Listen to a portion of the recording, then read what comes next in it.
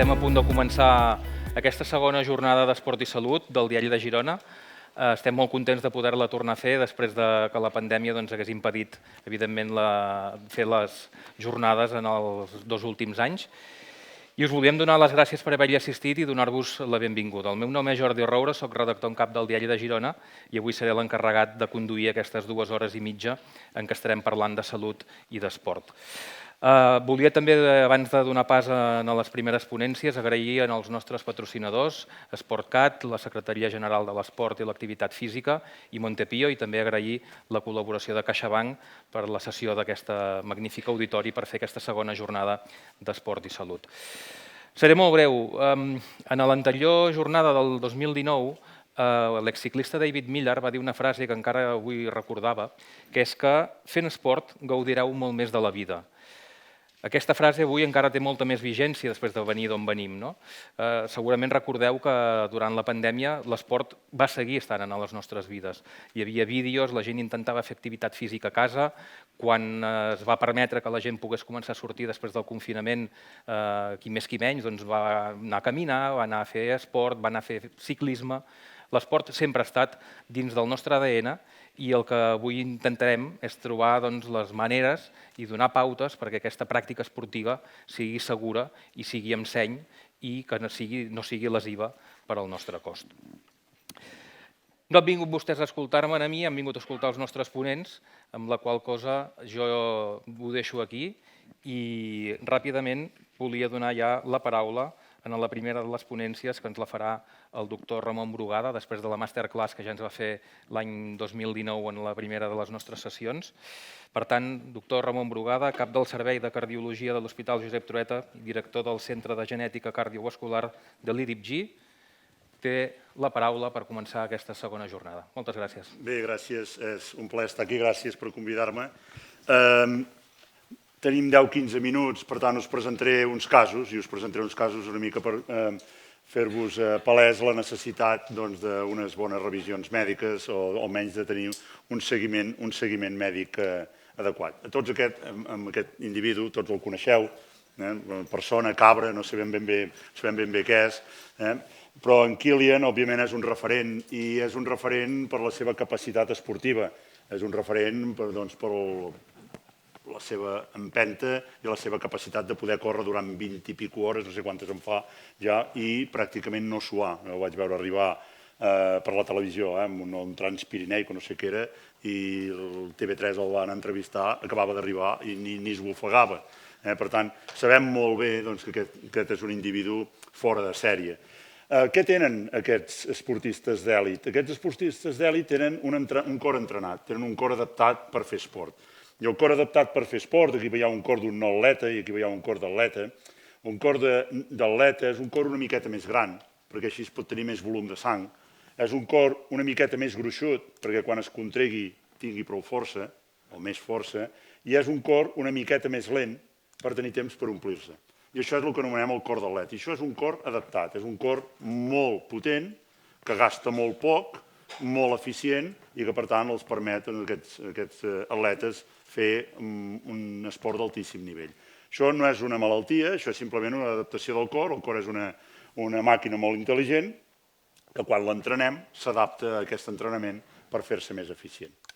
I la primera pregunta que ens fem, des del punt de vista de tots aquests corredors de muntanya que fan aquestes 30, 40 o no sé quantes hores fan i dormen 10 minuts, és necessari que es facin proves mèdiques? Perquè si no es trobessin bé, òbviament no podrien córrer 10 hores per la muntanya. Doncs sí que és necessari que es facin proves mèdiques perquè a vegades alguns d'aquests corredors poden tenir alteracions que no noten però que els poden posar en risc. Aquí veieu una artèria aorta normal i aquí veieu una artèria aorta que té aquesta pilota, un aneurisma amb unes calcificacions, aquestes taques blanques, calcificacions. Això és una bomba de rellotgeria. Si això rebenta, la persona es mor. Per tant, aquesta és una persona que fa esport, és una persona que està perfectament bé, es troba bé, però és imprescindible que de tant en tant es facin unes revisions per descartar que no hi hagi cap malaltia que se'ns hagi escapat i que ho pugui posar en risc. I aquesta és la primera raó per la qual aquests esportistes d'èlit necessitarien fer-se revisions. També hi ha altres raons. Pot haver raons perquè tinguin malalties prèvies que són diagnosticades i que podrien evitar que aquesta gent fessin esport. Aquesta és la Dana Vollmer, nedadora olímpica americana, medalles d'or a punta pala, i el van entrevistar en un diari, això era per les Olimpíades de Londres, crec, i diu, em noto que no em va gaire bé quan corro, per tant no faig footing. Si el corro no em va bé quan corro, no faig footing. Diu, a més, prefereixo morir-me nedant abans que no nedar.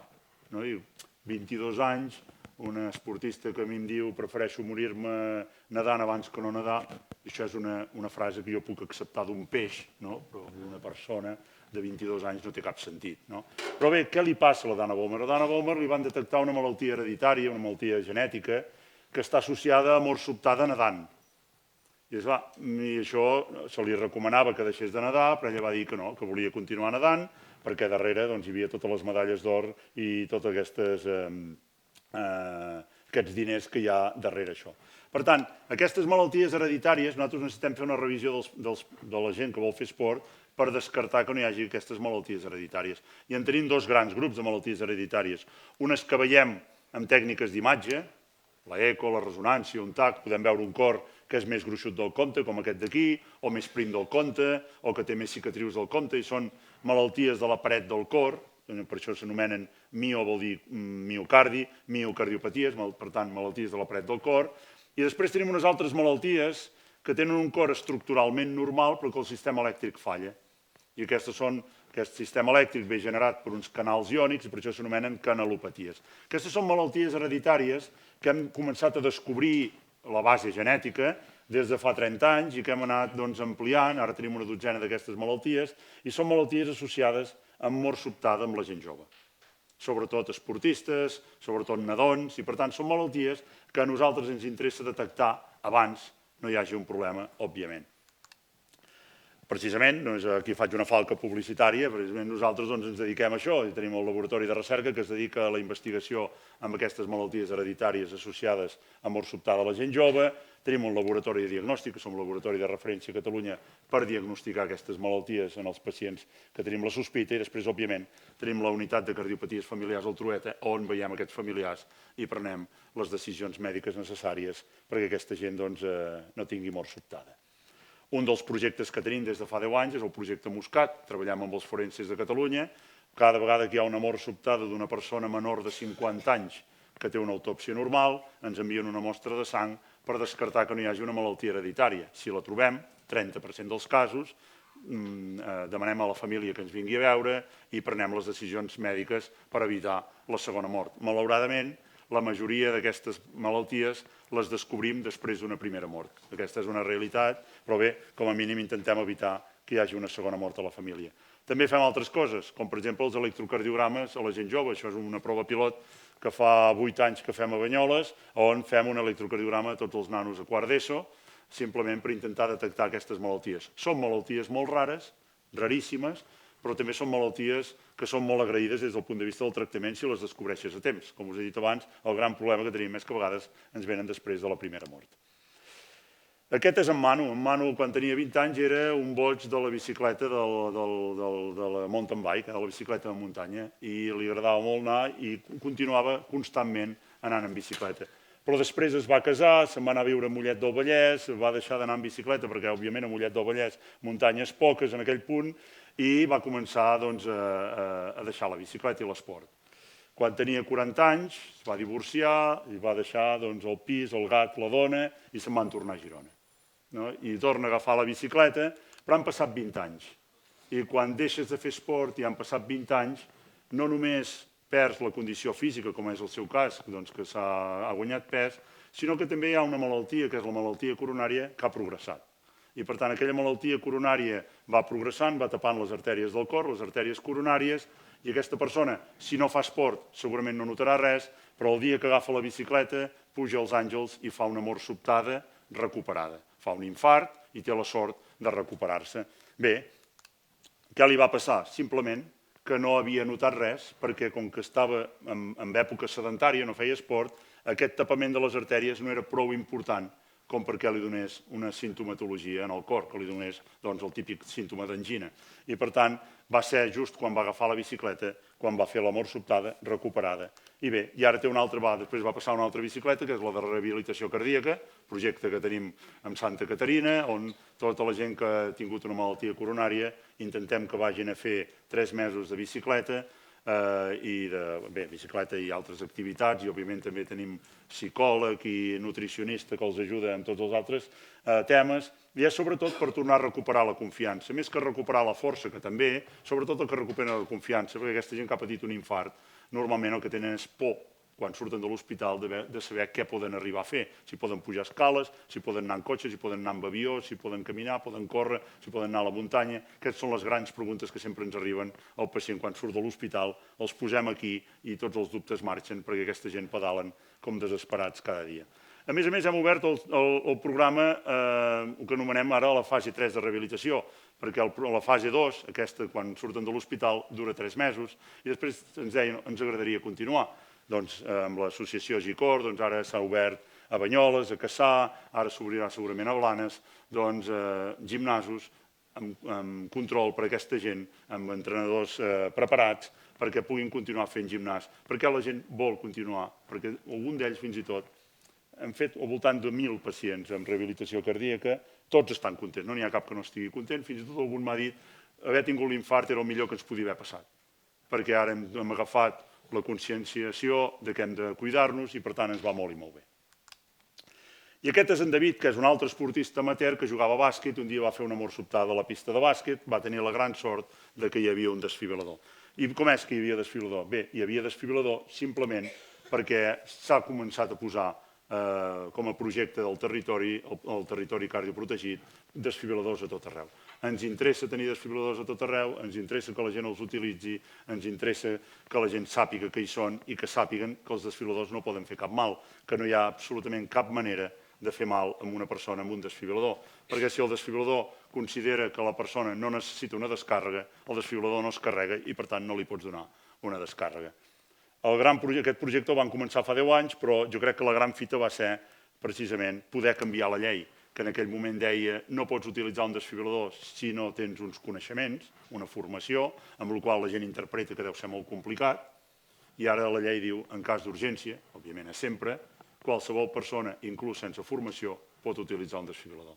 I per això treballem moltíssim en que la gent entengui la necessitat d'utilitzar el desfibrilador, que òbviament tothom l'utilitzarà si el que hi ha allà a terra és un conegut, però ens interessa que s'utilitzi amb tothom, amb gent desconeguda també, perquè aquell fill, si és el nostre fill, el nostre pare, el nostre germà, segur que l'utilitzem, però aquella persona que hi ha a terra, que és un desconegut per nosaltres, és el fill, el pare o el germà d'algú, òbviament. Bé, torno a la Dana Vollmer. La Dana Vollmer va decidir una cosa intermitja, que era o se li posa un desfibrilador implantat, i ella va decidir que no. La seva mare, ella neda i la seva mare està sempre al costat de la piscina amb un desfibrilador.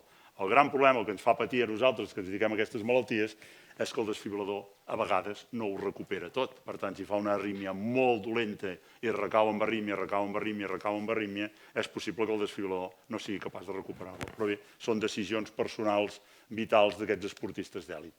I finalment, els que corren per pressió dels companys. En Joan treballa en una empresa, ja sabeu ara que si no correu a l'empresa ja pràcticament ni us parlen, hem arribat a aquest nivell, és imprescindible córrer, és imprescindible, i quan algú no corre la gent s'aixeca, diuen el de la màquina de cafè no corre, i tothom s'aixeca i diu què li passa?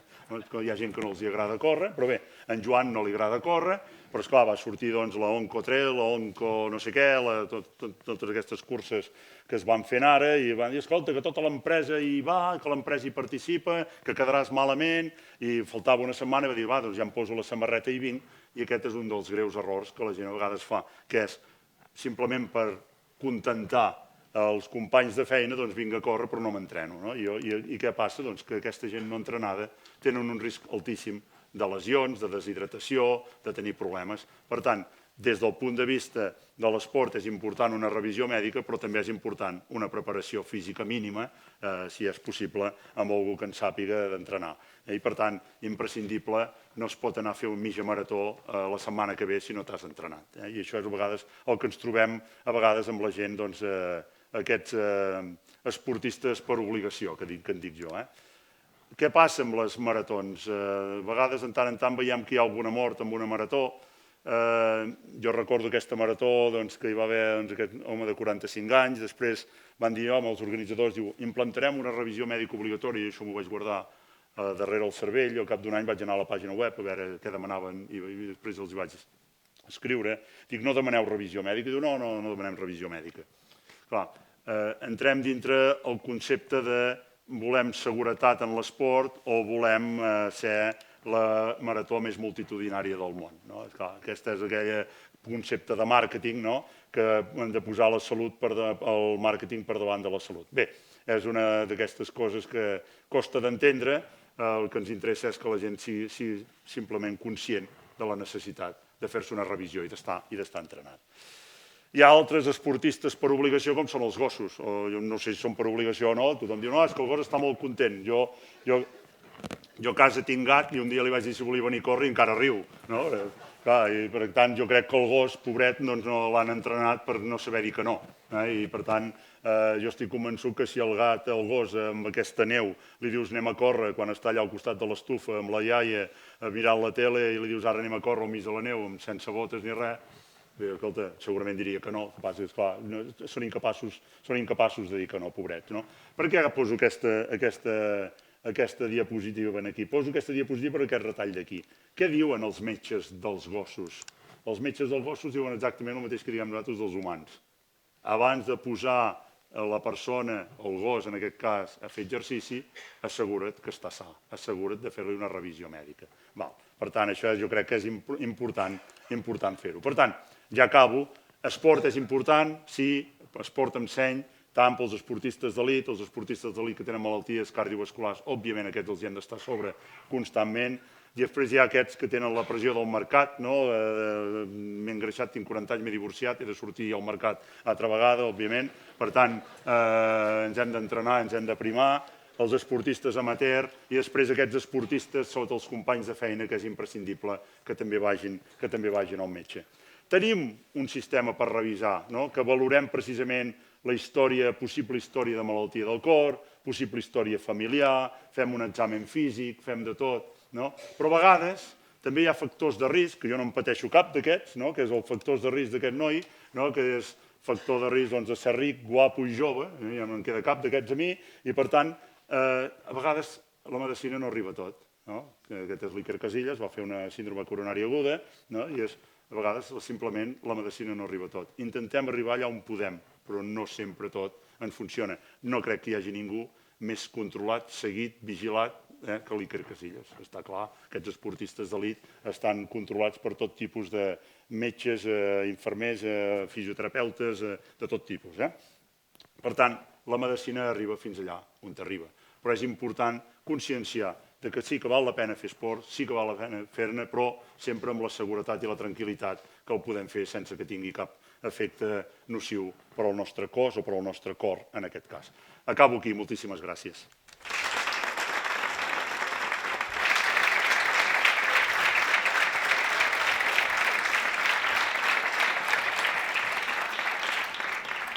Moltíssimes gràcies, doctor Brugada. Hem parlat ara del cor, ara tocarà parlar de les lesions. No sé si vostès s'ho han preguntat mai, el per què els esportistes d'èlit sovint es recuperen tan de pressa de les seves lesions, que moltes vegades són greus. Ara potser en traurem l'entrellat perquè ens l'explicarà el doctor Jordi Surós, metge especialista en medicina esportiva, màster en traumatologia esportiva i director gerent d'Esportcat. Jordi, tens la paraula. Hola, bona tarda.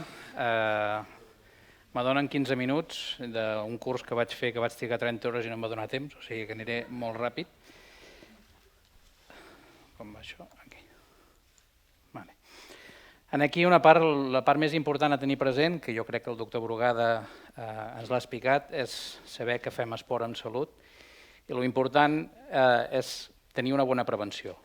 Quan fem una revisió esportiva, no anem a mirar el bo que ets com a esportista, sinó que realment tot vagi bé, que tot estigui sa.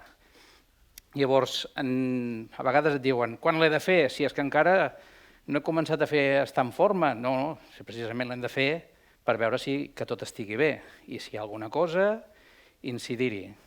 amb les revisions mèdiques, quan les fem, aquí anem a buscar a nivell cardiològic, es fa un screening i quan realment se sospita d'alguna cosa s'envia als especialistes com el del doctor Brugada que els hi facin proves complementàries, siguin ecografies de cor, estudis ja més complets, ressonàncies, el que calgui, però primer necessitem fer un petit screening.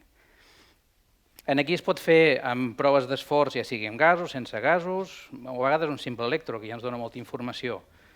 Però aquí, quan venen l'esportista, sempre venen a preguntar, no, és que quin és el meu umbral, quin és el meu llindar? I dic, bueno, d'entrada aquest no és el problema. Hem de veure que tot estigui bé i després ja, a partir d'aquests umbrals o aquests llindars que trobem, ja farem un protocol d'entrenament o un protocol d'esport que calgui. Aquí, a les mateixes revisions, l'important que anem a mirar també és el tema mecànic. A part del tema cardiorrespiratori, que és essencial, també hem de mirar el tema mecànic, perquè tots els desgastos que fem, siguin hèrnies, siguin problemes de genolls que patim a la llarga, problemes de cadera, al final és un problema de repetició. Llavors, aquí és molt important saber la biomecànica, saber que realment les torsions que fan al nostre cos, muscularment les adaptacions que fem, perquè això al final el que anem a buscar és fer una prevenció. Per què? Perquè si nosaltres podem prevenir coses que veiem que poden passar, si ens feu cas, com deia el doctor Brugada, no arribarem a tindre aquest problema. El problema és que moltes vegades no se'ns fa cas i quan veniu ja tenim el problema instaurat. Llavors ja no podem tornar enrere, però sí que podem intentar no patir més. Llavors, al fer una revisió o al fer un estudi que en fem, no hem de preocupar-nos de si trobarem que tenim anomalies o coses, sinó que realment tenim que veure on podem arribar i com gestionar-ho. I llavors, en el cas que arribem a tenir una lesió, ens hem d'afrontar i hem de tractar-la. Llavors, aquí, quan veiem que puguin haver-hi, per les torsions que fem, aquests dinamismes de tíbies o la típica condropatia rotuliana amb els corredors que tan de moda s'ha posat, això moltes vegades s'hauria de prevenir. Els tendons, que són teixits avasculars, que a mesura que van degenerant poden arribar a trencar, anar assumint que el temps no ho cura. Si tenim una lesió, li hem de donar un marge prudencial, però si no ho hem de tractar. Igual que les discopaties o el que sigui. Llavors, quan arriba la lesió, hi ha múltiples, he agafat una diapositiva de tantes, de les reaccions inflamatòries regeneratives que hi ha. Això representa que nosaltres ho hem de saber, però a vegades ens ho feu explicar, dic, home, ara no et faré una classe magistral. Ens has de creure el procés que té de regeneració, de tots els processos que tenen. Llavors, quan imagineu que estem ja en una fase que estem fent una recuperació, et diuen, venen allà, els hi recomanes el que han de fer i després et venen, sabia que tenia visita avui i ahir vaig anar a provar d'anar a córrer. Llavors, què passa? La meva dona diu, no posis aquesta diapositiva, diu, que l'hemos liado, saps? Vull dir, tot el que havíem fet, tornem a anar enrere. Diu, ens hem de deixar aconsellar quan hi ha una lesió i ja et direm quan tu pots fer, si ens creus, però no vulguis avançar-te per veure com va. Aquí, al final, la invitació que m'han fet a les jornades també és una miqueta per explicar aquestes diferències tecnològiques que puguin haver-hi. Jo crec que a l'entorn de Girona tenim la sort que tenim un entorn esportiu, de paisatge i professional, que és immillorable, i això ha fet que sigui el destí de molts atletes, sobretot els ciclistes i triatletes, i llavors a vegades, sense donar-nos compte, busquem a fora de casa el que ens pensem que no hi és i a vegades aquí a casa tenim moltes coses.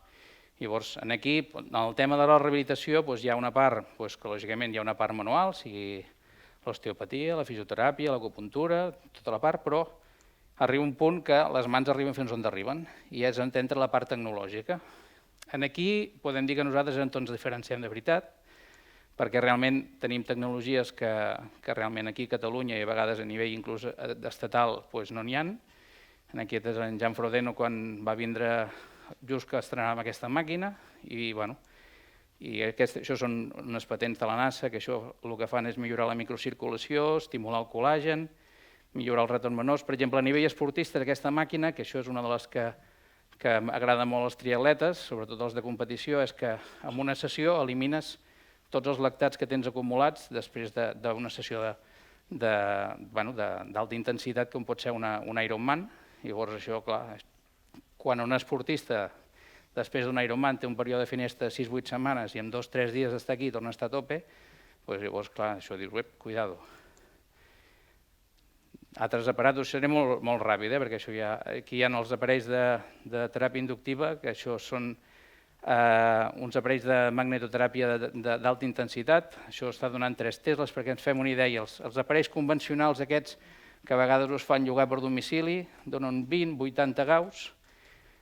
Això, un tesla són 10.000 gaus, o sigui que l'aplicació que fem per centímetre quadrat es podria dir que en un segon d'aquest tractament estaràs tot el dia i encara no arribaràs. Els làsers d'alta potència, els làsers normals es mouen entre 0 i 3 watts, nosaltres funcionem amb làsers de 75 watts, que realment l'energia per centímetre quadrat que fem estimula molt el col·làgen i la regeneració, sobretot en teixits no profuns, com són tendinosos o musculars, la regeneració és molt ràpida. Això va ser un estudi que vàrem fer amb la Universitat de Girona, que volíem veure com actuava, per exemple, el làser a nivell termogràfic, no sé si sortirà el vídeo. Això és l'aplicatiu, són 3 minuts passats superràpid, si es carrega. Veieu l'absorció que fa local i vam aguantar fins a 4 hores i en cap de 4 hores encara hi havia l'estímul.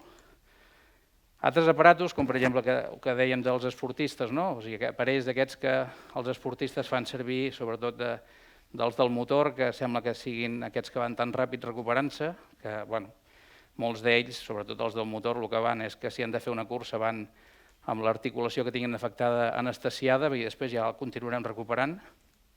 Però són aparells que nosaltres també disposem, això el que fan és una absorció miofacial per treballar teixits profuns, per desfer fibrosis, per activar microcirculació.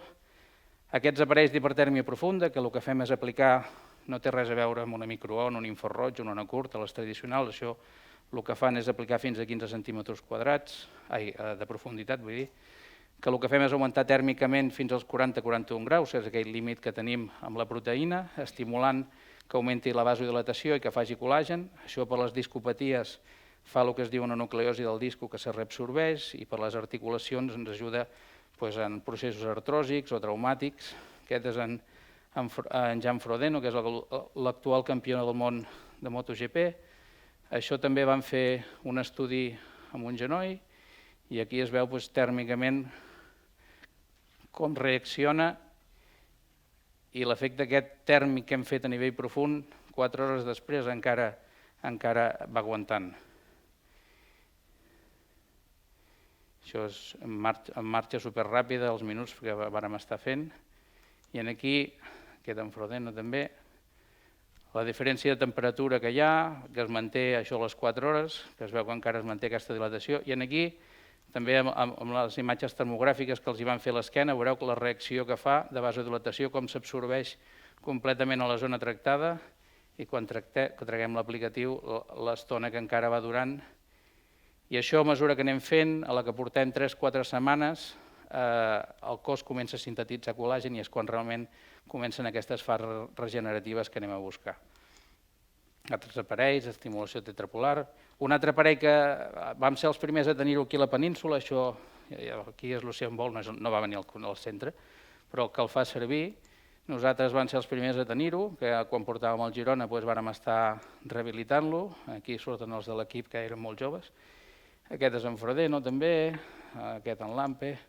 Ara anem un pas més, també hem sigut pioners aquí, ara tenim aquests telecos d'electroestimulació, però ja són inalàmbrics, ja podem fer un treball grupal, ja no tenim aquells cables que ens estan fent, llavors depèn de com gestionis aquestes corrents, depèn de com gestionis l'entrenament, pots fer des de guanyar una elasticitat que no arribaries en una sessió normal o realment, perquè ens entenguem a nivell metabòlic, una sessió d'aquestes que dura 20-30 minuts equival a uns 5 dies d'entrenament normal en un gimnàs. Llavors, clar, quan nosaltres, per exemple, en una rehabilitació això ho fem amb esportistes, el que estem fent és intentar que no perdi el trofisme muscular que pot haver fet per una lesió, perquè realment quan surti estigui tan o millor que abans d'entrar. I lògicament, si hi ha una articulació que no pot treballar, doncs aquesta, com havíem fet que sortia abans les fotos d'en Fàbio, fas que no treballi el peu.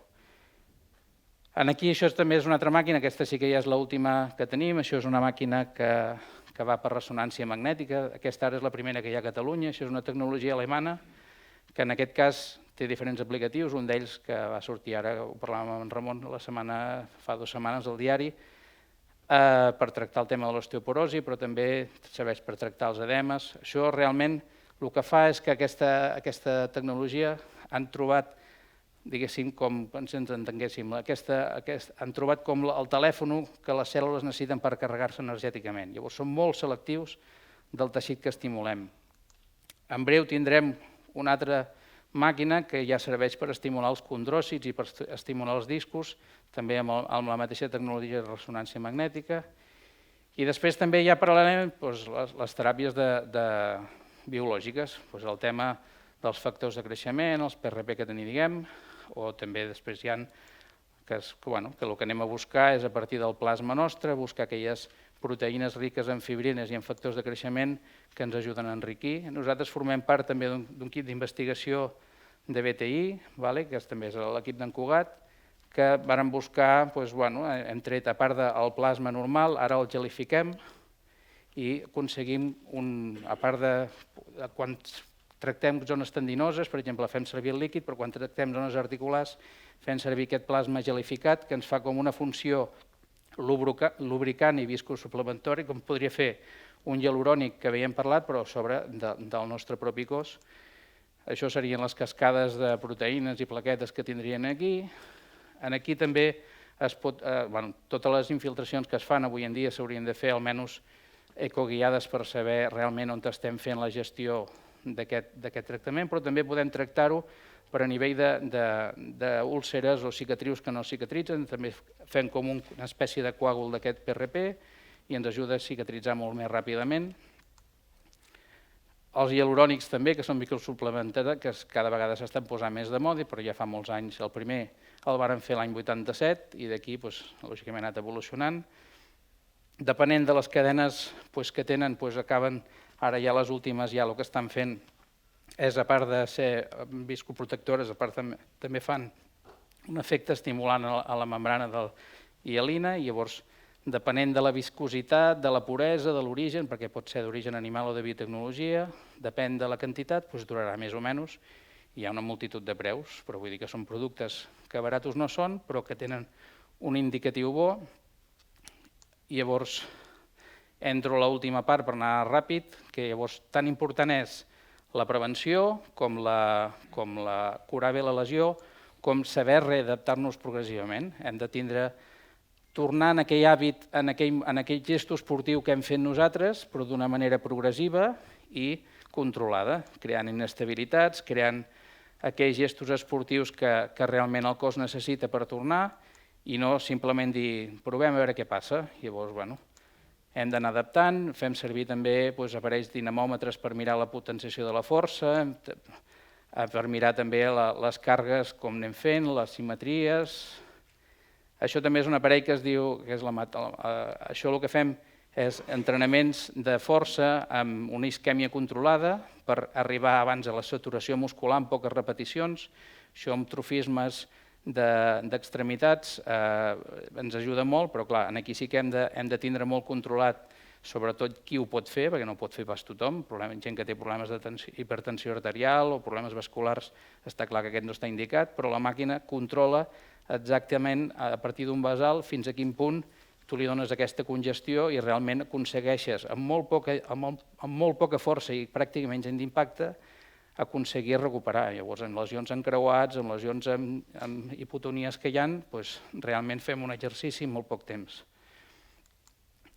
Però aquí això és una cosa que vam començar, que jo li tenia molta il·lusió, perquè crec que s'ha de començar des de petits.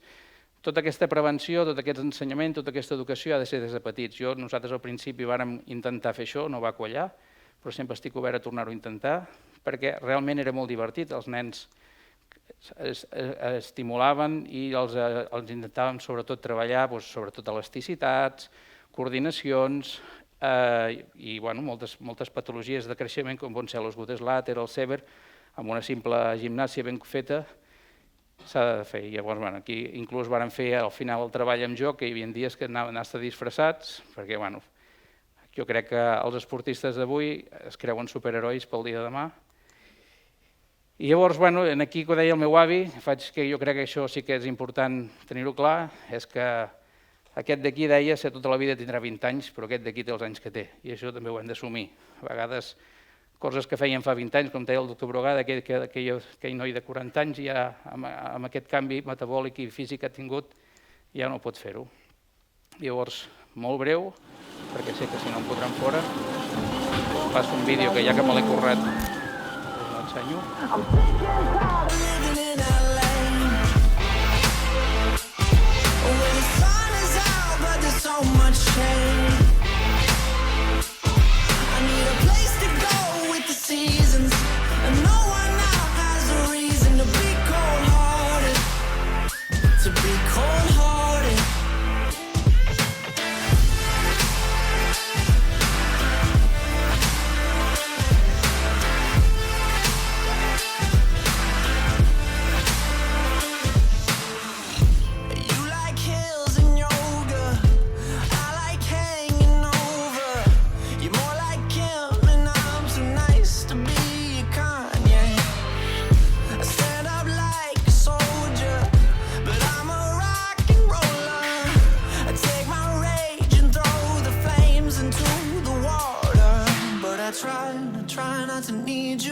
Like you need me, and I try not to need you like you need me. I'm sick and tired of living in LA, where the sun is out but there's so much shade. I need a place to go with the seasons, and no one now has a reason to be cold-hearted. I'm way too cold to hold you. Call me when it's over. I realize I'm just frozen as red. No m'allargo més. Els salto, aquests són esportistes que venen de fora. Dir que aquí el que està clar és que tot el que fem nosaltres no ho podríem fer si no fóssim un equip de tots. Hi ha els fisioterapeutes, els preparadors físics, els biomecànics, els podòlegs, els psicòlegs, nutricionistes. Al final és una funció d'equip que entre tots ho fem. I moltes gràcies per estar aquí, que si no em fotran fora.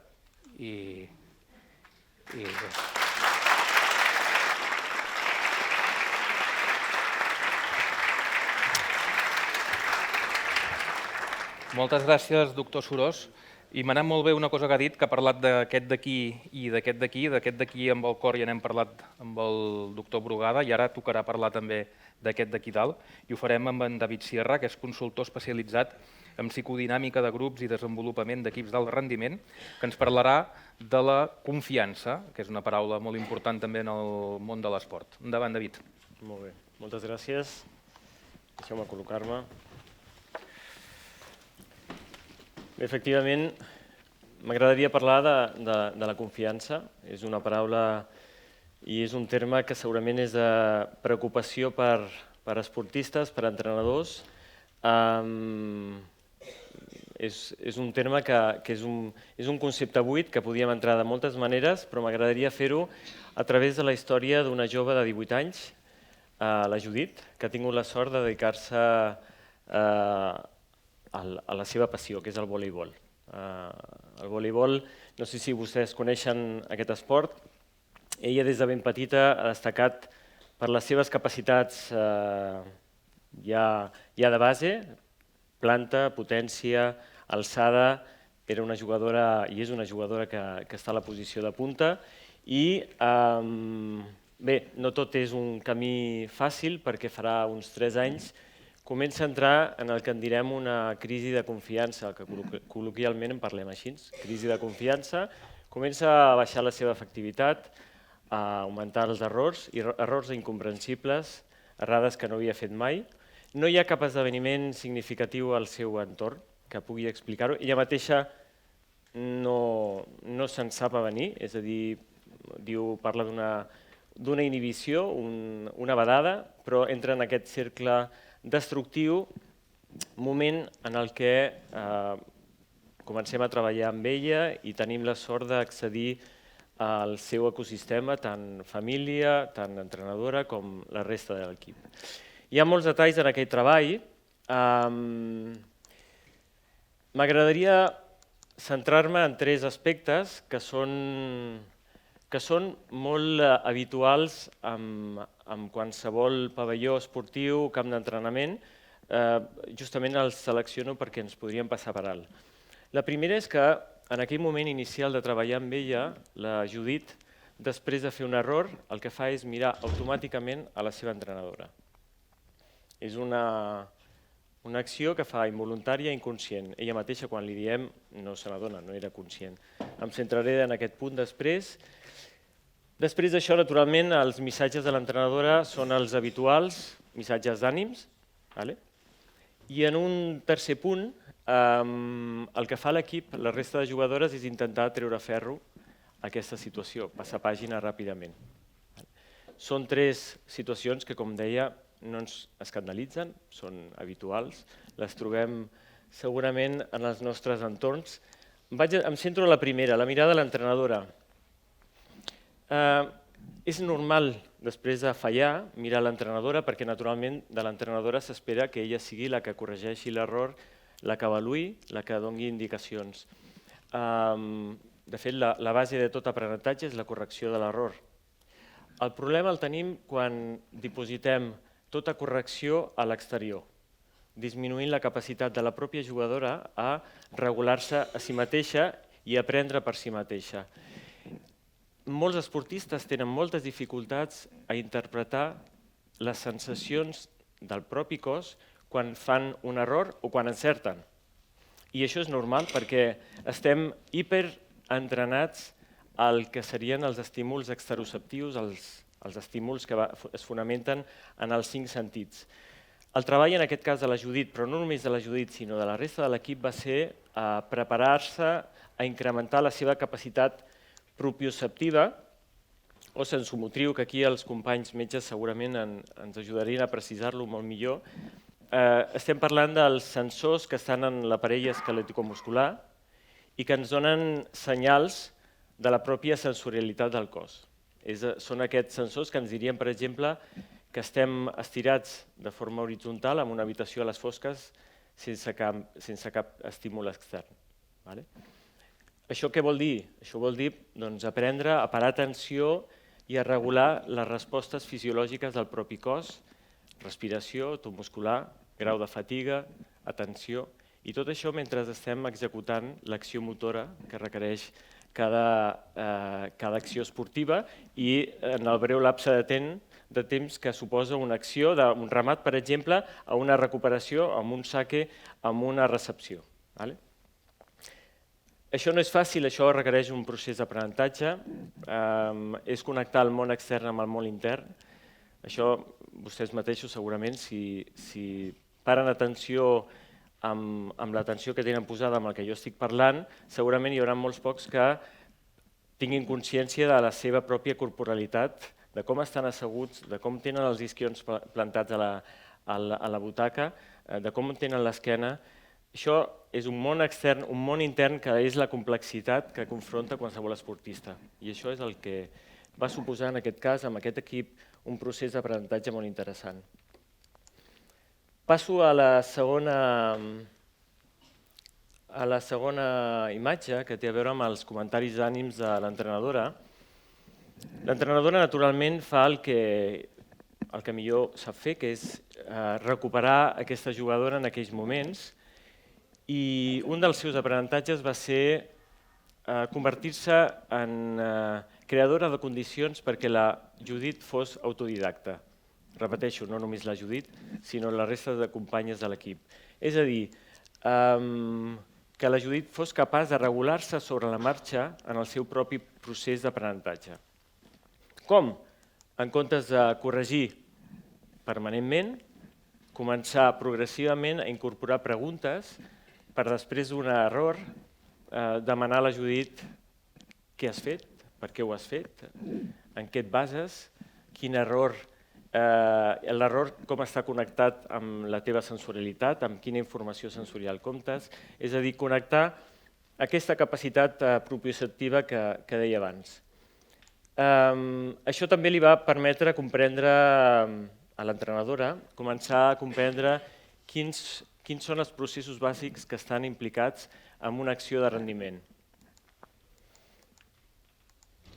Aquí tindríem exemples de comentaris que nosaltres mateixos ens podem trobar fent amb els nostres fills i filles quan estan en un esdeveniment esportiu. Pensa, concentra't, sigues positiva, relaxa't i no estan maldits, és a dir, no són coses negatives i no es tracta de deixar-les de dir. La qüestió per l'entrenadora és ser conscient què estem dient i quins efectes té en la jugadora i en l'equip. Perquè, per exemple, pensar és una acció que pot interferir en l'acció de rendiment, en l'atenció, justament. O quan li diem concentra't, justament ja està concentrada. El que passa és que està concentrada en la seva emoció de fracàs o l'anticipació de l'error que farà. O sigues positiva o relaxa't, que són comentaris molt habituals, la pregunta és quantes vegades la Judit ha après a relaxar-se abans d'aquell partit. L'alternativa en aquest cas va suposar un aprenentatge, per exemple, d'on per atenció, quina és l'atenció requerida, quan necessitem una atenció dispersa, quan necessitem una atenció focal, com dissociem els músculs que requereix l'execució, quins músculs són necessaris, quins altres no, quins altres estem rigiditzant que ens provoquen fatiga i justament una execució errònia, com descansem el pensament, com utilitzem el to muscular adequat, com modulem la respiració. Són alternatives d'aprenentatge que van permetre a l'entrenadora i a l'equip entrar en un altre procés de preparació. La idea principal aquí és que la repetició i l'esforç no asseguren aquesta capacitat. Requereix metodologies diferents a les que estem habituats. La tercera qüestió seleccionada, que té a veure amb què fa l'equip davant l'estat de la Judit, és el que faria qualsevol equip, bones companyes, és passar pàgina. De totes maneres, la Judit, després dels entrenaments i dels partits, surt moltes vegades plorosa, li costa conciliar la son, entra en aquests processos de revisitació que tots coneixem quan hem tingut algun conflicte a la feina i que ens passa la pel·lícula moltes vegades, entrem en estats obsessius en el que tornem a rumiar aquesta paraula, que també és una paraula tècnica, és un procés de rumiació, és com regurgitar aquests aliments que no acaben de ser processats. I això, l'aprenentatge que vam incorporar en aquest procés és que quan una persona, una membre de l'equip, queda encapsulada amb una emoció de frustració, la resta s'allibera d'aquest estat. I això és un procés molt interessant com a dinàmica de grup en el que part de l'aprenentatge per l'equip va ser incorporar espais de conversa en els que podem tractar allò que és incòmode, aquells episodis dels partits que no acabem d'entendre què ha passat, aquelles emocions difícils de portar, posar paraules a allò que a vegades no se sap com expressar, trobar nous significats, i això va requerir un procés de regulació de l'entrenadora per facilitar aquesta dinàmica, que és un espai diferenciat de quan l'entrenadora fa una correcció, un disseny, una millora de la tàctica, per exemple. Però són espais que es van utilitzar sobretot després de partits importants en els que les jugadores surten d'aquell partit molt carregades. Això és un procés, és un espai de descompressió, de compartir, i sobretot, el més important, sense judici, sense valoració, sense avaluació.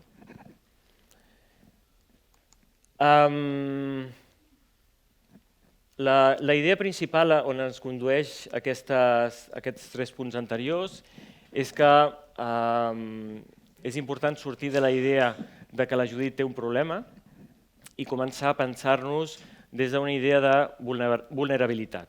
És a dir, sortir de la fantasia de que estarem amb un rendiment permanent és impossible perquè som humans, som limitats, som dependents uns dels altres i el que demostra l'experiència amb l'equip de la Judit és que, justament és una paradoxa, és que la possibilitat de compartir la vulnerabilitat individual i col·lectiva justament reforça la pròpia capacitat, i no només la capacitat, sinó el sentit de pertinença i de comunitat i de cohesió del grup. I acabo amb aquesta frase, que jo crec que és la idea central d'aquesta jornada, i aquestes són algunes idees que volia compartir del que per nosaltres és la preparació psicològica, no només com a via per evitar salut mental, per evitar problemes de salut mental, sinó justament per promoure salts de rendiment importants. Moltes gràcies.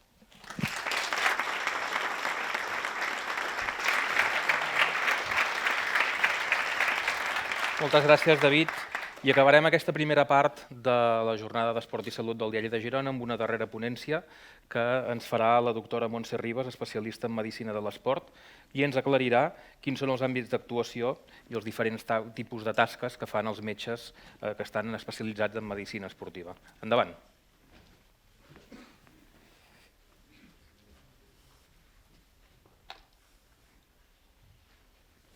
Gràcies per convidar-me en aquesta sessió i gràcies per ser aquí els assistents.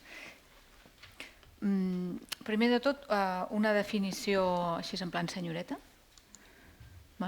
Volia aclarir diferències entre condició física. Condició física seria aquell nivell d'energia i de vitalitat que permet que funcionem en el nostre dia a dia. Activitat física ja seria qualsevol activitat que suposi un desgast d'energia. Exercici físic seria una activitat ja física que està planificada, repetitiva, que té com a intenció millorar alguna de les nostres capacitats, la força, la flexibilitat, elasticitat. I esport ja seria aquell exercici físic que està en un marc reglamentari i competitiu. Dit això, per què servim els metges de l'esport? A ningú se li escapa que el metge de l'esport és aquell individu que signa un certificat perquè els nens puguin competir en futbol, en bàsquet, però servim per més coses. Què és la medicina de l'esport? És aquella especialitat que estudia els efectes de l'esport en els organismes dels individus i que serveix per prevenir malalties, per tractar malalties i lesions. Té una funció de prevenció, de promoció, d'orientació, de curació. Seria garantir el correcte estat de salut en la pràctica de l'esport. Estem parlant de salut. Quins serien els beneficis de l'exercici físic? Que serien molts. El més espectacular és que disminueix la mortalitat. Millora la salut cardiovascular, ens ho ha dit el doctor Brugada. Baixa els nivells de greixos, millora el control de la diabetes, millora els valors de la pressió arterial, millora la capacitat aeròbica, que això ho controlem perquè baixa la freqüència cardíaca, preveu l'osteoporosi i per tant el risc de fractures, enforteix la musculatura, sobretot en gent gran ens millora l'equilibri i preveu caigudes, millora flexibilitat, millora el dolor, millora les defenses. Està demostrat que disminueix la incidència d'alguns càncers, com per exemple el de colon i el de mama, millora el cansament. A nivell cognitiu, el tema de memòria també està demostrat que el millora, l'exercici aeròbic i els de força, genera endorfines i per tant ens disminueix l'ansietat, disminueix la irritabilitat, millora els trastorns depressius i afavoreix sobretot la independència funcional tan important en gent gran. Contra quins mites hem de lluitar? Doncs que s'ha de ser jove per fer exercici físic i s'ha d'estar sa. S'ha de portar roba estupenda i sense dolor no s'aconsegueixen millores. Per tant, el que queda clar és que qualsevol activitat física és millor que cap. Quan parlem de consell? Quan ho dirigim a un grup molt heterogeni de població. Però quan parlem de prescripció?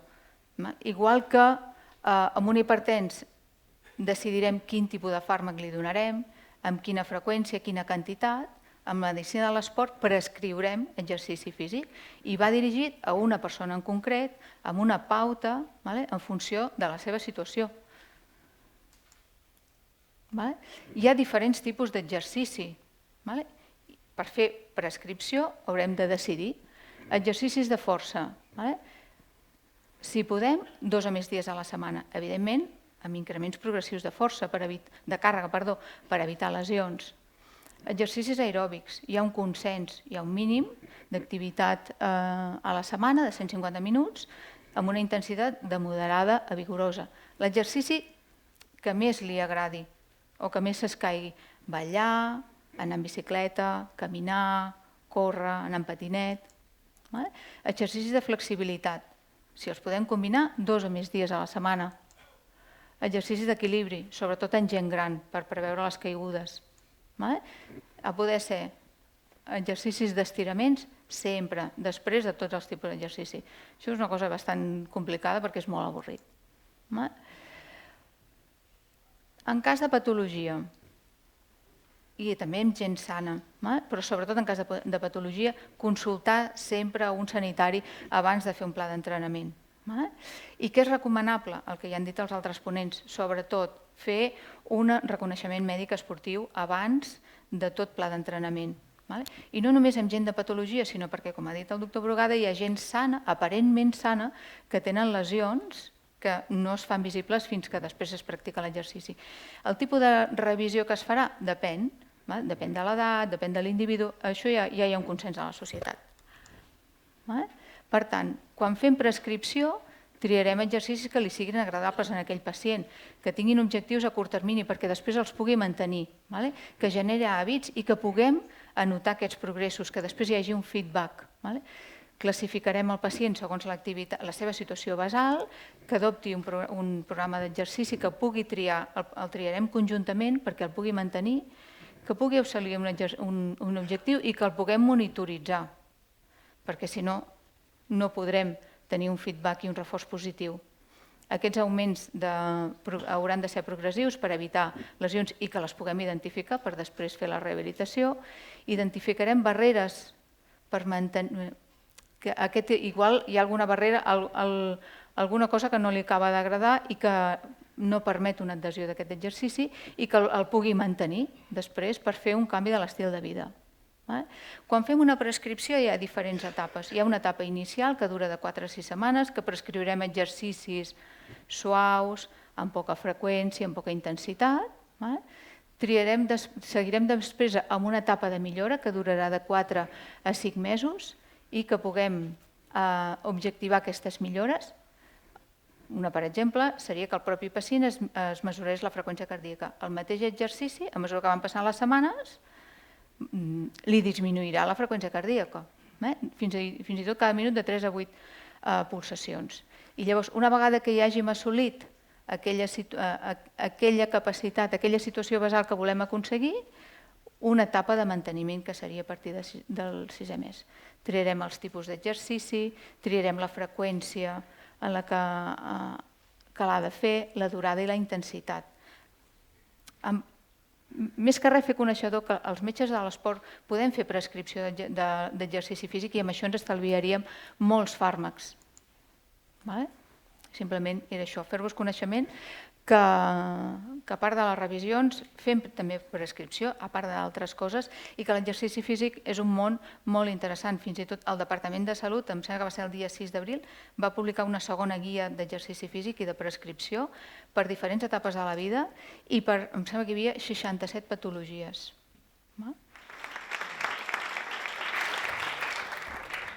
Bé, moltes gràcies als 4 ponents que han obert aquestes jornades d'Esport i Salut del Diari de Girona. Ara faríem una petita pausa d'una mitja horeta i al voltant de 7:45 seguirem amb la segona part de la jornada, que primer començarà amb una taula rodona amb 4 esportistes que ja tenim aquí a punt i que tancarà l'acte amb una entrevista que farem a en Mitchell, l'entrenador del Girona Futbol Club. Ens veiem en una mitja horeta. Gràcies.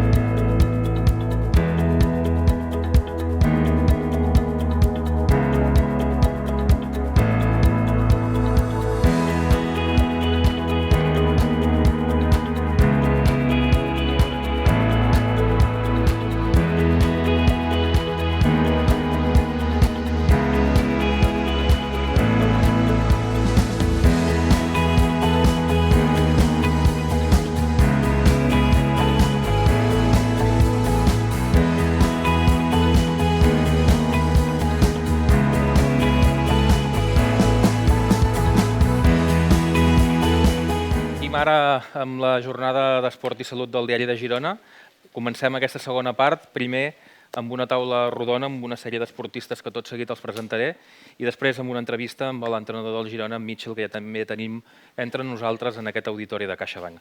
Abans, però, farem aquesta taula rodona. Permetin-me que els presenti 4 esportistes que ens explicaran la seva experiència i crec que també serà molt interessant de conèixer.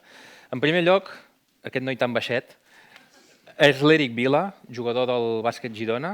Eric, bona tarda, benvingut. Ens explicarà també la seva experiència. Amb 23 anys ja n'ha viscut de molts colors i crec que també serà un testimoni molt interessant. També tenim la Clàudia Vilà. Clàudia, benvinguda. Bona tarda. Dic gimnasta, exgimnasta? Exgimnasta. Exgimnasta, però un se sent gimnasta tota la vida. Veus, això és el que volia sentir. La Clàudia entrena ara nenes en el Salt Gimnàstic Club. De fet, el Salt ha sigut el teu club de tota la vida. Sí.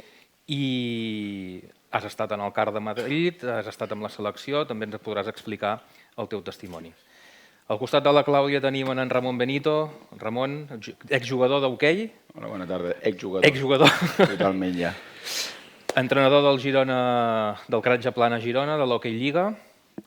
Benvingut també. Amb la teva experiència també serà un testimoni interessant. I acabem també sobre rodes amb la Mar Sui, capitana del CPA Girona, campiona del món l'any 2019 i el 2022. Però aquest encara no ho sabem encara. Aquest l'hem de gestionar.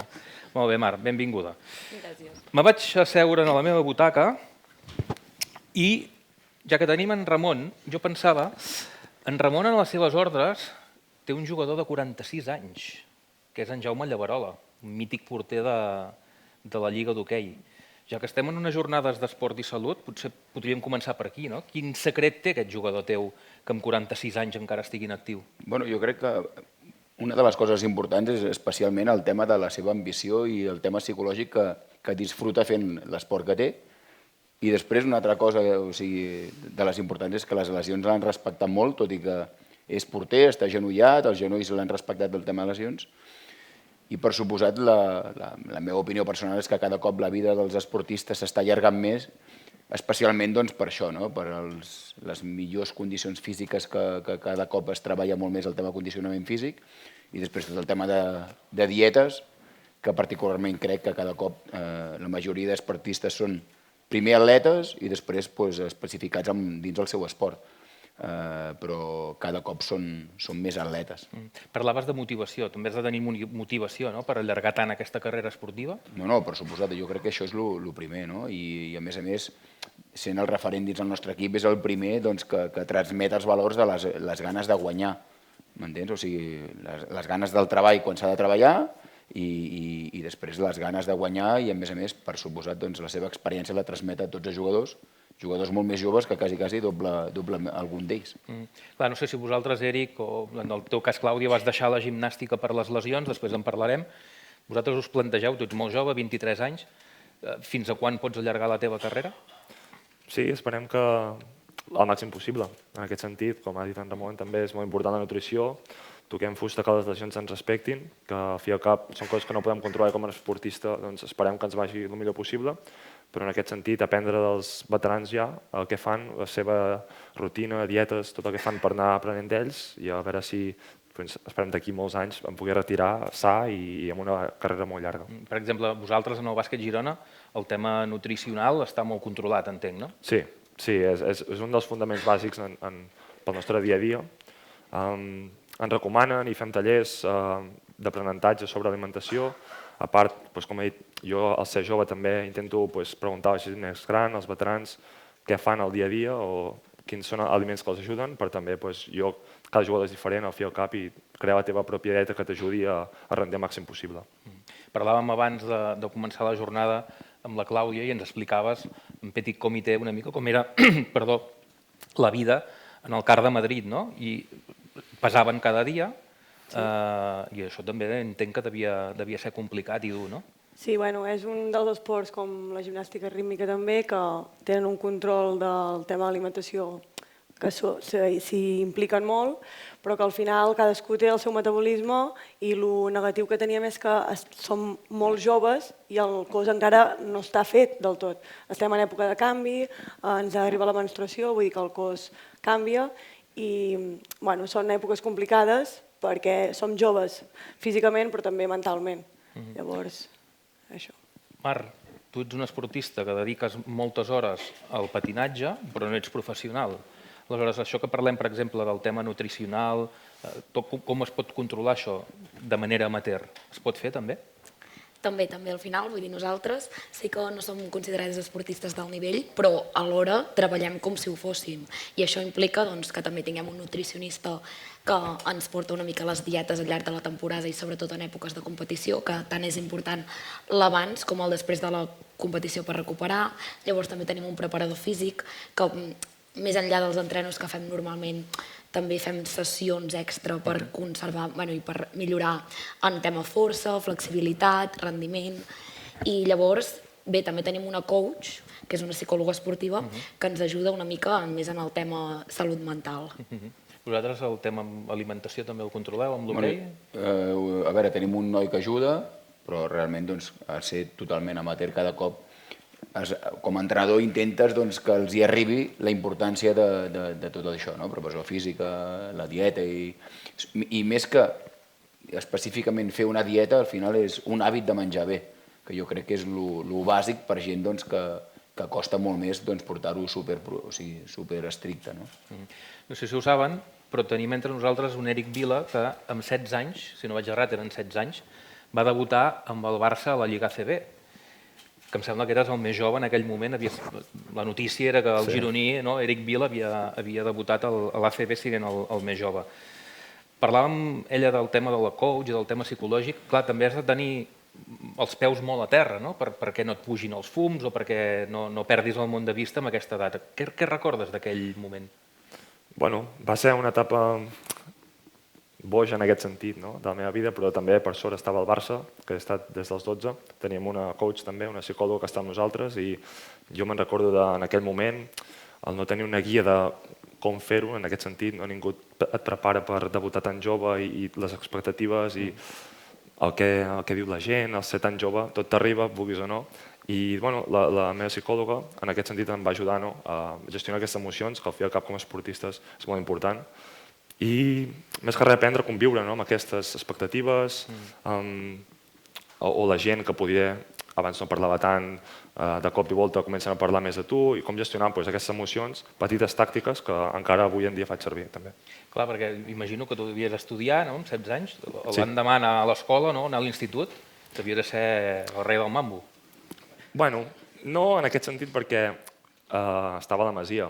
En aquest sentit hi havia joves que debutaven de futbol i tot i que sí que va ser algo molt gran i me'n recordo que a l'escola ho comentaven, el dia següent va debutar un jugador de futbol i ja era una notícia antiga en aquest sentit, però són coses que sempre t'emportes, que els teus amics et vinguin a veure i això sempre és molt divertit. Ramon, que també ve d'allà, suposo que t'hi veus una mica identificat en aquest sentit. Bueno, jo no vaig compartir Masia, però la veritat que has de tocar de peus a terra i a vegades, sobretot, com deia ella, que quan ets tan jove has de saber tindre molt clar el que vols fer i sobretot que el teu entorn t'ajudi molt. Perquè, bueno, clar, a la meva època, el tema de psicòleg esportiu, de dietista i tot això era, espavila't, m'entens? Per això crec que ara... Però tu ets jove, Ramon, no? Sí, bueno, sí, 20 anys, però... Però vull dir que sí, per això cada cop jo intento sobretot transmetre als jugadors, a la gent jove, perquè també porto equips de base i tot això, la importància de tot això. A vegades aprenen com a boig, però realment la importància del tema de la dieta, del tema de la pressió física, després el tema que actualment està molt de moda, el tema de la salut mental, sobretot per circumstàncies que se te'n vagin una mica de les mans. Jo, per exemple, jo vinc del món amateur totalment, entre cometes, el hoquei patins, però és ben veritat que en altres àmbits d'esportistes jo crec que és bàsic tot això. Parlarem ara amb la Mar, però abans amb la Clàudia. També n'havíem parlat abans, tu sonaves com que havies de ser la primera representant del salt gimnàstic en uns Jocs Olímpics. Vulguis o no, entenc que et fas unes il·lusions, que estàs allà en el CAR de Madrid, que fas un sacrifici, pesant-te cada dia, controlant el pes, entrenant a diari, amb moltíssimes hores. Quan les lesions t'obliguen a retirar-te i se't trenca aquest somni amb 17-18 anys, també has de ser molt fort. No sé si també vas haver de necessitar aquesta ajuda d'algun professional de la psicologia. Nosaltres teníem una mica aquesta manca de la psicologia, però no sé qui ho ha comentat, que tot l'ambient, tant familiar com del teu equip de treball, és molt important, perquè al final jo amb 12 anys ja em vaig haver de presentar a Madrid i ja de dir que són 12 anys.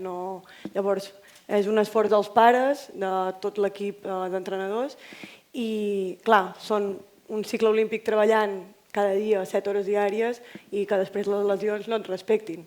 Llavors, quan tens el somni aquest i no el pots complir, a veure, és una decepció, però clar, hi ha un treball darrere que al final tens una gran recompensa. Vull dir, sí que no tens la fita final, que és l'Olimpiada, però tens un camí que t'aporta molta experiència. I recordes el dia que vas decidir-ho? Que vas veure que no volies seguir, que no podies? Perquè què va ser? Que no volies? Que no podies? No, jo em vaig lesionar per al preolímpic, que es feia al gener. Estem parlant dels Jocs de Londres? Gener del 12, sí, del 2012. I ja portava moltes lesions a sobre, amb poca rehabilitació, poca readaptació esportiva, com parlàvem abans, i ja era que en sortia d'una i me'n posava una altra. Llavors, has de valorar i amb ajuda de tot, de l'equip tècnic, amb ajuda de família, amb ajuda d'amics, arribes a aquesta conclusió. I al final és la millor perquè hi ha un camí darrere que te quedes amb aquesta satisfacció de treball. Mar, vosaltres com plantegeu aquestes lluites amb el CPA o el DOT, que sempre és, al final, el món aquest dels grups de show és sempre el Girona i l'Olot i el Girona. Aquest aspecte mental que deies que teniu una coach, com el treballeu vosaltres? Bé, al final sí que hi ha molta rivalitat, però el més important... Sou amigues? Som amigues. Clar, la competició és sana. Intentem que sigui sana, si més no. Però si il·lusiona millor. No, home, no desitgem això a ningú, tampoc. Res, nosaltres, abans de les competicions, sempre ens preparem molt, fem moltes reflexions, ens imaginem moltes vegades fent el disco, perquè al final l'important és fer-ho bé, i si nosaltres ho fem bé a pista i ens sentim bé amb nosaltres mateixes, llavors la posició que diu un primer o primer l'altre és com més secundària. Al final és que ens sentim bé nosaltres patinant i que sentim que el grup està unit i clar, i això és un treball que s'ha de fer mesos d'antelació també. Parlàvem de les lesions de la Clàudia, però qui també ha tingut una lesió que va ser bastant greu va ser l'Eric i a més et va agafar a uns quants quilòmetres de distància. Bueno, força lluny. Estava als Estats Units, he acabat la carrera als Estats Units aquest any i el meu últim any, que en teoria havia de ser el que podia tenir més minuts, jugar més, ja venia tocat l'any anterior i per temes mèdics el metge es va equivocar en el diagnòstic i vaig estar tot l'any sense jugar i, bueno, coses que passen en aquest sentit, com ha dit la Clàudia també, tenia un bon suport de família, gent darrere que m'ajudava, no? Però bueno, també has d'intentar trobar les teves motivacions, quan et treuen aquesta motivació que tots tenim al dia a dia, no? Aquest punt que ens segueix aixecant pels matins, has de trobar altres coses que et motivin durant aquest temps que saps que no podràs fer el que realment t'agrada Però bueno, ara per sort estic recuperat, vaig tenir molta sort, vaig anar amb un altre especialista que em va assessorar bé, em vaig operar i per sort ara estic molt content on estic. De fet, quan arribes a Girona, vens d'Estats Units i feies això, no? Un any i mig que no jugaves. Sí, correcte. Els partits amb el Girona van ser els primers en un any i també gràcies al Girona per ajudar-me a recuperar-me completament, que ara crec que estic molt content on estic i a seguir ja. I aquesta experiència d'anar als Estats Units l'haguessis repetit? Sí, vaig sortir del Barça, un altre cop, serà més jove, vam debutar amb el Barça, per expectatives i poder hi havia gent que no s'esperava. En aquest sentit, no m'arrepenteixo perquè el club estava en un moment totalment diferent del que està avui en dia, que és un altre, confien amb els joves, juguen, debuten. Allà, a la meva etapa al Barça, era totalment diferent, però jo molt content. L'experiència és del més important, les persones que he conegut, la carrera universitària, i ara, amb 23 anys, tinc tota la meva carrera per davant per fer el que vulgui.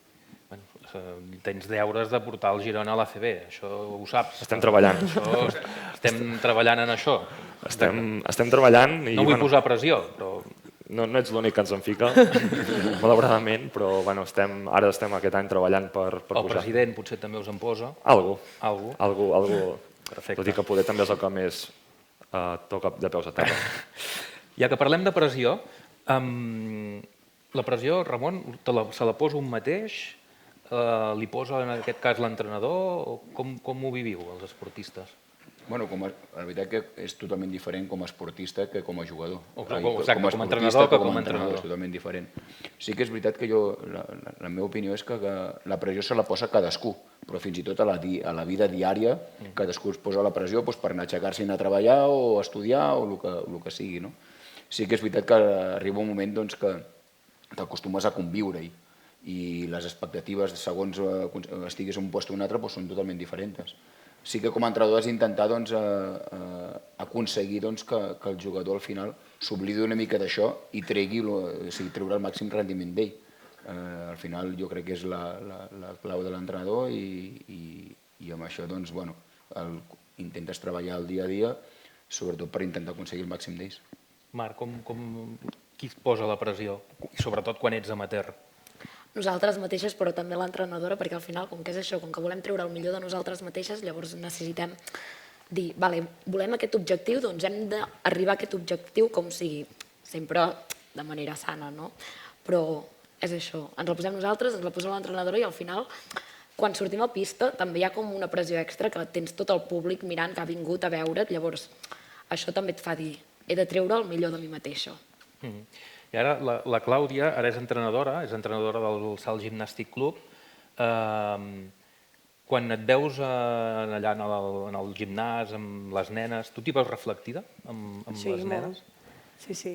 I, per exemple, quins consells els hi pots donar? I una mica com ho vius ara des de la barrera, o des de l'altre costat, com deia abans en Ramon? Doncs jo intento, sobre la meva experiència, els assessoro perquè el tema de la pressió, sobretot, en una competició que et jugues, quedar-te a primera divisió o a segona divisió, doncs gestionar aquests nervis, aquesta pressió individual que es posen, perquè al final és la seva feina i volen que els hi surti bé, doncs donar-li eines perquè puguin gestionar nervis i controlar i al final que els hi surti tot aquest treball que hi ha darrere, però la veritat és que m'hi veig molt, molt reflectida. I mirar gimnàstica, em mires a la tele? O sigui, veure uns jocs, per exemple, no recordes de dir allò, jo hi hagués pogut arribar i no hi vaig arribar? No, la veritat que no. O sigui, és que és el que dic, no he deixat el món de la gimnàstica i ara estic a l'altre costat i la veritat que m'agrada molt. I això, intentar donar tota la meva experiència a elles perquè ho puguin passar de la millor manera que ho hagi passat jo, en aquest cas.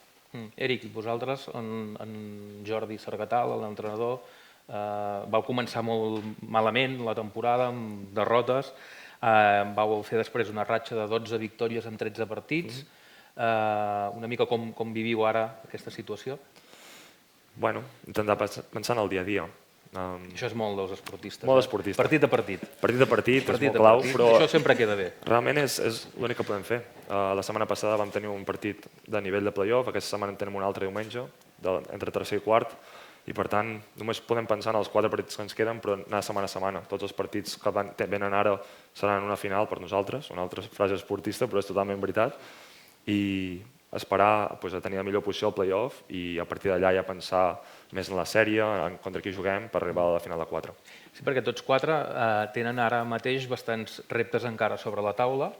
El bàsquet Girona lluita per allò que dèiem, per aquest possible ascens de l'ACB, de tornar a portar la ciutat on va estar durant 20 temporades amb l'antiga època del Club Bàsquet Girona. El salt, me comentava la Clàudia que la setmana que ve que aneu a competir a Lliga Iberdrola, a Gijón, i aquí us hi jugueu la permanència? Ens juguem permanència i a la final. Hem de quedar els 4 primers. Ramon, vosaltres també teniu feina grossa. Vosaltres esteu... Fem l'últim partit aquesta setmana i llavors anem a play-out segur. Play-out, per als que no estiguin posats en el món de l'hoquei, expliquem-ho, és una eliminatòria de la qual el perdedor baixarà de categoria i aquest cop té un afegit que és que hi ha un duel fratricida gironí que serà Girona-Palafrugell. Màxim derbi. Màxim derbi, gironí. Màxima intensitat. Anirem a la guerra. I que també tindreu aquí el repte. I la Mar també té un repte d'aquí 4 dies, a mitjans de maig. Què tenim? Efectivament, l'Espanyol. L'Espanyol, però l'Espanyol de futbol? El Campionat d'Espanya, perdó. El Campionat d'Espanya, val. Que això, que ens hi juguem a veure anar a l'Europeu i al Mundial. Si quedem primeres i segones. I quina expectativa hi veus? Home, anem a per totes, aquí. Anem pel primer lloc. Perfecte. Moltes gràcies a la Mar, moltes gràcies a en Ramon, moltes gràcies a la Clàudia, moltes gràcies a l'Eric, que tots aquests objectius, aquestes permanències, ascensos i campionats d'Espanya, d'Europa i del món reixeixin i tant de bo puguem tornar-ne a parlar un altre dia. Moltes gràcies, els demano un fort aplaudiment.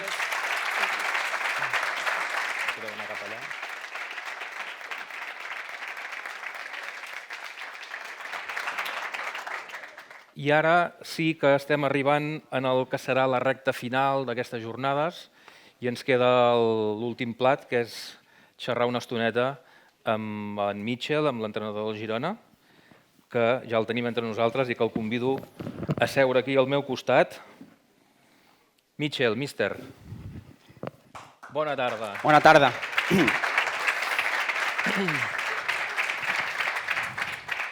Ara ens podríem portar aquí unes olivetes o un... Sí. Perdó per no parlar en català.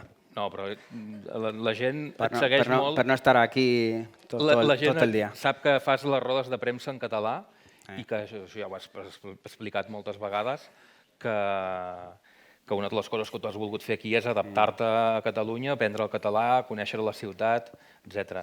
Abans d'entrar en matèria, estàs còmode a Girona? Sí, molt. Comodíssim? Comodíssim. Doncs ja ho veus, estàvem parlant aquí amb esportistes, hem parlat de temes de psicologia, hem parlat de nutrició. Jo volia començar parlant amb tu del tema de nutrició, perquè llegia, no sé si ho vas veure, hi havia un reportatge de la Liga que parlava amb Vicente Ngonga, exjugador del Mallorca, i parlava de les diferències de la nutrició de quan ell era jugador amb l'actualitat. Tu que ets un exjugador també reputat de primera divisió, molts anys al Rayo, això és així, no? Sí. A ver, ahora está a la orden del día tener nutricionista dentro del equipo, una persona más del staff, y en nuestra época pues eso no existía. El doctor era el que hacía los menús, sobre todo en los viajes y tal, y en tu día a día era tu madre, y ya está. O sea que era un poco intentar... El que tuviera más o menos cultura deportiva pues lo llevaba de la mejor forma, pero era pasta el día del partido y... Tot això s'ha acabat. Sí, eso... Ahora hay una persona especializada en la nutrición y cada jugador sabe, dependiendo de... Cada jugador pot tenir també el seu menú diferenciat de la resta. Sí, lo tienen. I abans, quan tu jugaves, era allò de la plata i el que deies, ¿no? Claro, aquí, bueno, nuestro nutricionista les pone la comida, las cantidades individualmente y qué tiene que comer cada uno. O sea, esto ha cambiado muchísimo. Potser veies jugadors fumant també, no? Fa anys. Això també devia existir. Tu en havies vist algun? Segur, però... Tu no? No, jo no. Vosaltres, a la vinya, em sembla que allà hi dineu, no? La gent també pot endur-se al sopar. Sí. Ara què es vigila o com funciona? Bueno, el nutricionista le mandamos el planning de la semana con las cargas de entrenamiento y él, pues a nivel de proteína, de carbohidratos, de grasas, pues dependiendo de la tarea de entrenamiento que vamos a hacer o la carga de entrenamiento que va a tener el jugador, pues utiliza un menú diferente con estas cantidades de carbohidratos, de proteínas, de grasas y tal. Y cada jugador tiene, dependiendo de su peso, de su posición en el campo, de su capacidad de rendimiento, de cómo tolera él cada uno de estos alimentos, pues tiene su composición corporal, que lo llevamos a la nutrición. Esto es un trabajo muy importante para nosotros porque yo creo que cada kilo de más lo nota el jugador. Y bueno, que tengamos una persona que se ocupa de todo esto, pues a nosotros nos quita mucho trabajo. Nutrició seria un element, hi ha un altre element que també ha sortit molt sovint avui en la jornada, que és el CAP. No?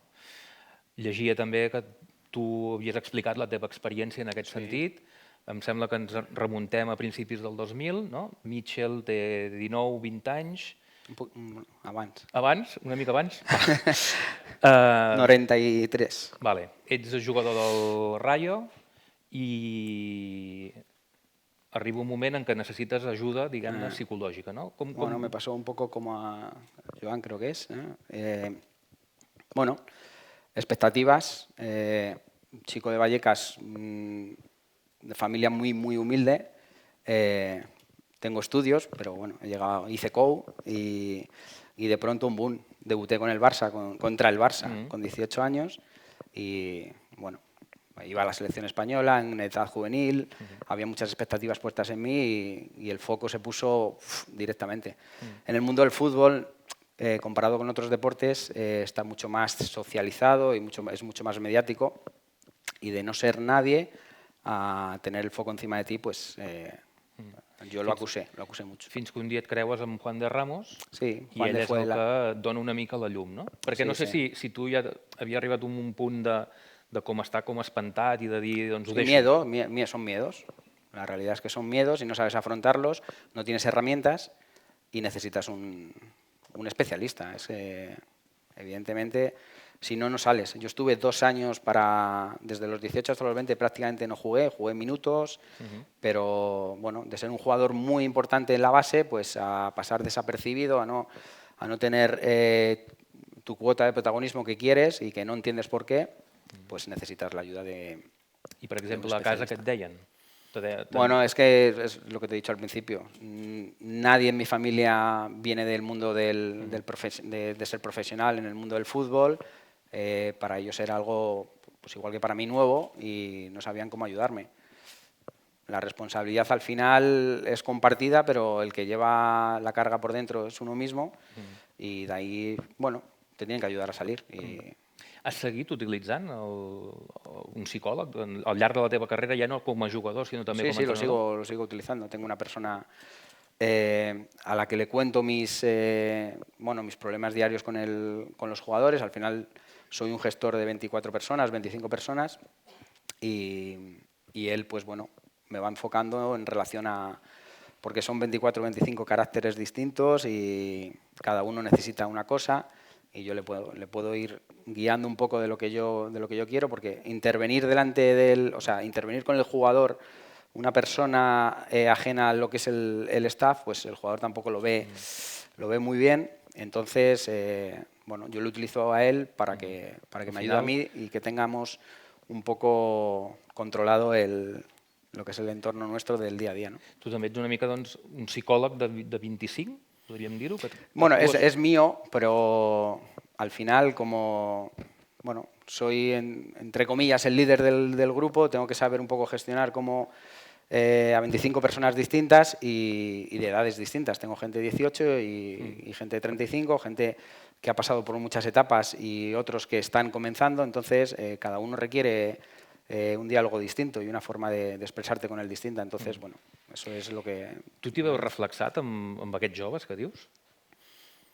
Bueno, quizás el más... Perquè deu haver canviat molt, no? El futbolista sí, d'ara bueno, amb el pero futbolista... el carácter de los chavales, la madurez, no cambia. O sea, tienen Bueno, ellos quizás ahora todavía las redes sociales han hecho que todavía sean más conocidos desde muy jóvenes, pero al final el jugador a lo que se expone cuando llega al fútbol profesional le pilla de nuevas y uno lo lleva de una forma o de otra. Arnau parece un veterano y Artero es más como yo. O sea, le cuesta un poco más el expresarse como es él a día de hoy. Entonces, bueno, es un proceso distinto, no es ni mejor ni peor futbolista. Son dos caminos distintos, dos personas con una madurez distinta, aunque tienen la misma edad y son del mismo año, 2003, pero son dos jugadores totalmente distintos. Y cada uno de ellos hay que saber convivir con él y ayudarle. Arnau no necesita ayuda, hay que darle palos y al otro hay que no, es verdad. I les das, de tant en tant, le das alguno de palo, no? Cuando se los merece, sí. Sí. I quan tu vas, tornant a la teva etapa de jugador, quan tu vas anar al psicòleg, què és el que et va donar la xispa aquella de començar a sortir del pou on estaves? Bueno, al final es el tema de conseguir tu máximo rendimiento y poder hacer lo que te gusta divirtiéndote y con alegría. O sea, al final esa presión que tú te metes, soltarla y saber llevarla. Al final el tema de la ansiedad, de los miedos y tal, los tenemos todos, pero hay que saber convivir con ellos. Y yo ya tengo herramientas para saber salir de ellos a través de la respiración, de la meditación, del control de pensamiento, que son herramientas que me han enseñado, que no tenía i que utilitzo ara en el dia a dia. Parlem de motivació, perquè la motivació també és gairebé tan important com la qualitat innata que pot tenir un dels teus futbolistes, no? Recordo que es va posar molt de moda, quan Guardiola era l'entrenador del Barça, aquells vídeos motivadors que es feien. Això encara es fa? O ara la motivació la vas a treure d'una altra manera? Bueno, yo utilizo mucho el tú a tú. O sea, charradas individuales. Sí, la entrevista personal o el diálogo personal con el jugador, creo que es la base. Intento no, o sea, te lo digo sinceramente, nunca les he engañado. En persona a ningún jugador le he dicho algo que no sienta.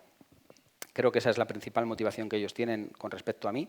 Y luego a nivel de grupo sí que utilizo mucho, tenemos muchas herramientas de vídeo, aparte de vídeos nuestros, pues en partidos importantes pues pueden meter tema de familiares, de la ciudad, de la afición. Bueno, todo esto al jugador le ayuda. Nada más venir yo les pedía al grupo de publicidad del club que me pusieran un cartel de Orgull gironí y Fes Historia. O sea, això en el vestidor. Sí, en el vestidor. Y yo les dije, hacer historia.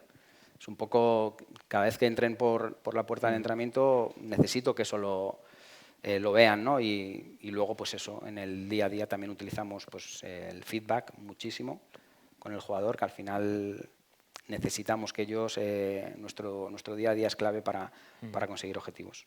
El Mitchell futbolista s'hauria entès amb el Mitchell entrenador? Aquest feedback? Bueno, no sé si me has entendido. O sea, si el Mitchell futbolista se hubiera entendido con el Mitchell entrenador. Te iba a decir que hubiera sido un Samu al principio, pero luego sí, ¿no? Luego sí. Sí, pues bueno, la primera etapa, que es la más errónea mía, por así decirlo, no lo hubiera entendido mucho, pero luego sí. Evidentemente la experiencia te da más conocimiento, eres un ingenuo cuando eres un chaval y luego te vas dando cuenta. Pues yo en aquel momento no me daba cuenta, pero luego supe aprender. Mitchell, queden 5 partits de Lliga regular, tenim 4 punts de marge en el play-off. Diguem que el tema de l'ascens directe ja, amb aquestes 2 derrotes a fora, ens ha passat de llarg. Com està l'equip, ara que estem aquí en confiança? Bien, no, el equipo está bien. A ver, lo único que buscamos es la mejora del grupo en el día a día y ser capaces de competir cada partido para estar lo más arriba posible. Tengo la sensación de que nos tiene que dar para llegar al playoff y poder luchar por todo. No tengo miedo, o sea, no tengo miedo que podemos conseguir. Si el líder no té por, yo creo que... No, es verdad, pero es la sensación que ellos me transmiten y bueno, también el ver que los demás, bueno, son buenos equipos, pero nadie es superior a nosotros. Entonces, bueno, hay que acabar bien, hay que meternos en playoff al final, que no va a ser fácil. Hay equipos que están haciendo bien las cosas, viene Las Palmas, la Ponferradina, y creo que entre nosotros 4 hay 2 posiciones y tenemos que ser uno de los 2 que se meta. Amb l'Eric abans ho deia, això del partit a partit, no? Que és molt típic dels entrenadors i dels esportistes, però no sé, en aquests 5 partits, no sé si tu t'has fet una concepció de dir quants punts poden caldre per fer el play-off. Bueno, estem a 61. Sí. Yo creo que con 70 está. Sí, serien 3 victòries més, de 5. 3 victorias estaría, pero bueno, hay que ir, la realidad es que hay que ir partido a partido, pero bueno, ganando al Alcorcón daríamos un paso muy importante y vamos a ver qué hacen los rivales, pero confío y creo que con 70 estamos metidos dentro.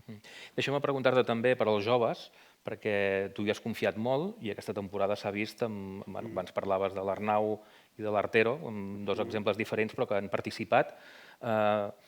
Quina salut té el futbol base del Girona i què has descobert aquí amb tota aquesta mainada que has anat donant oportunitats? Bueno, ha sido una gran sorpresa para mí y bueno, me he aprovechado del trabajo de toda la gente del club, que bueno, si hablábamos antes de nutricionista, bueno, tienen un mentor, tienen un preparador físico personal, que vamos una tarde a la semana a trabajar con ellos, el grupo City está detrás de ellos, hay trabajo de vídeo individual para ellos. Por mi parte, en el tema táctico y técnico, hacemos correcciones individuales con ellos.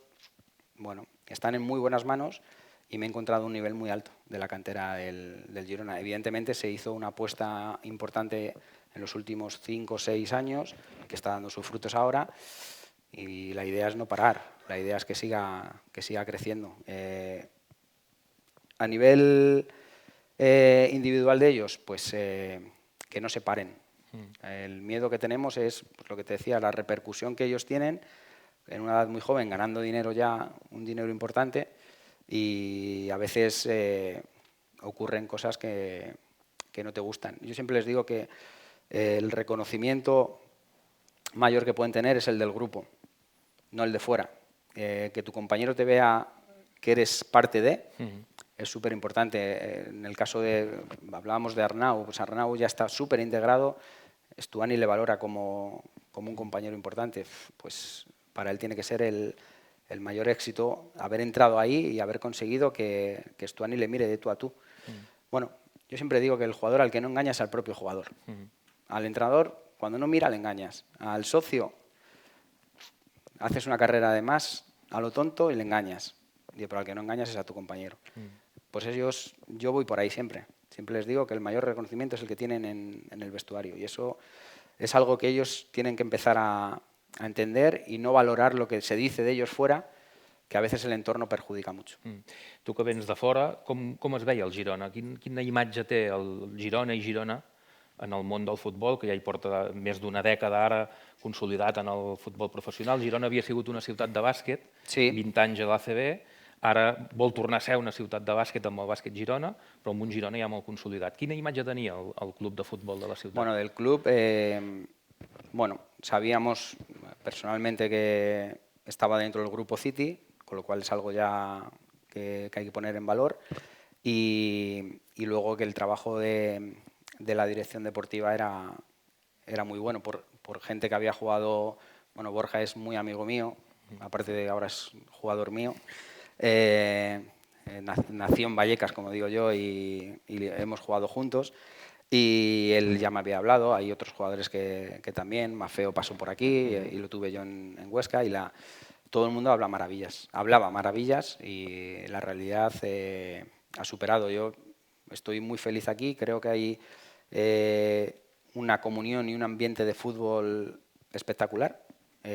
Lo mejor que puede tener un entrenador que es un apasionado del fútbol es que se hable fútbol siempre dentro de las 4 paredes que son dentro del Girona. Això ho notes? O sigui, Lo noto mucho, desde hablar con Delphi, que es el presidente, Pera, que está dentro de la dirección, a cualquiera de la dirección deportiva, todos hablamos el mismo idioma y eso no es fácil, no es fácil. Y un club de fútbol que respire por los cuatro costados del fútbol es muy importante y es quizás el mayor secreto que tiene y ojalá pues lo podamos disfrutar mucho tiempo. Ara me respons amb el partit a partit, però fa temps que no et pregunten això de la renovació, de si seguirà Mitchell l'any que ve a Girona...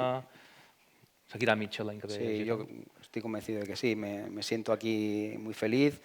Quiero conseguir el objetivo del ascenso por la gente, por la afición, por la ciudad. Vamos a pelear por eso, pero si por desgracia no lo conseguimos, me gustaría pelear por volver a luchar por subir otra vez. Mitchell, moltes gràcies. Espero que li facin un gran aplaudiment.